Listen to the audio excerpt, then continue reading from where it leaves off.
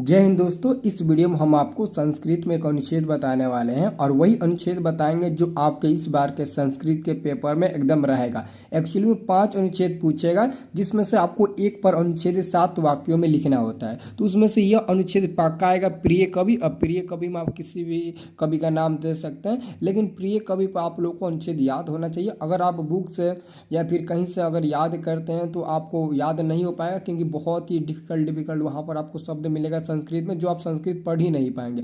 लेकिन मैं आपको कुछ सरल सरल वाक्य मैं आपको दे रहा हूँ। प्रिय कवि पर अनुच्छेद आप लोग 7 वाक्य में लिख सकते हैं। जो मैं 7 वाक्य लिखा हूँ इसको अच्छे से अगर एक बार रिविजन कर लेते हो, याद कर लेते हो, तो ये पक्का फिक्स है, ये 7 नंबर आपको देगा।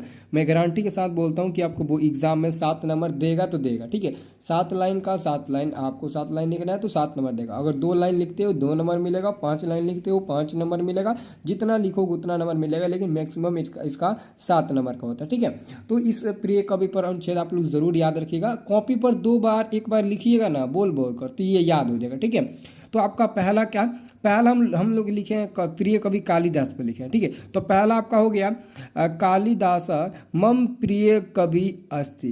कालिदास मेरे प्रिय कवि हैं, इसका हिंदी भी हो जाएगा। ठीक है, तो कालिदास मम प्रिय कवि अस्ति। और दूसरा में लिखेंगे स संस्कृत भाषया श्रेष्ठम कवि अस्ति, ये आपका दूसरा हो गया। ठीक है, और तीसरा में क्या लिखेंगे, तीसरा में लिखेंगे कालिदास महाराज विक्रमादित्यस्य सभा कवि आसीत, ये आपका तीसरा हो गया। और चौथा में कालिदास एक महान कवि अस्ति। कालिदास एक महान कवि है, कालिदास एक महान कवि है। ठीक है, और पांचवें में लिखेंगे कालिदास से उपमा प्रयोगो अपूर्ण। कालिदास की जो उपमा है अपूर्ण है। ठीक है, तो ये आपका हो गया।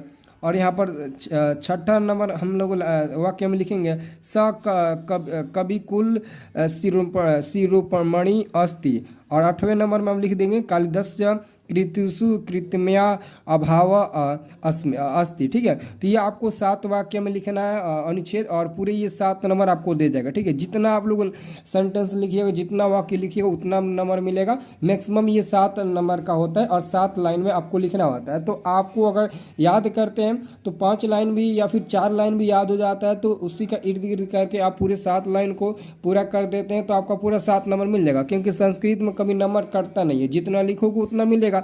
बच्चा संस्कृत में लिखता नहीं है और बोलता है कि मेरा नंबर नहीं मिला, तो जितना तुम लोग लिखोगे उतना नंबर मिलेगा। ये मत सोचना कि मेरे को नहीं आता, जो आता है वो लिख दो, जो पेपर में आता है वही लिख दो, चाहे कुछ नहीं आता। हिंदी में भी आता है तो हिंदी में भी लिख दो, लेकिन थोड़ा उसमें आप अपने से बता देना, वो ऑलरेडी मैं आपको बताऊंगा संस्कृत कैसे पेपर लिखना है। ठीक है, बस आप लोग इससे पहले याद कर लो, कॉपी पे इसको एक बार नहीं तो 2 बार लिखो और याद कर लो। ये आएगा पक्का फिक्स, मैं 100% गेस कर देता हूँ कि ये क्वेश्चंस आएगा तो आएगा, इसलिए आप इस क्वेश्चन को अच्छे से याद करो, ये क्वेश्चंस पक्का आएगा। ठीक है।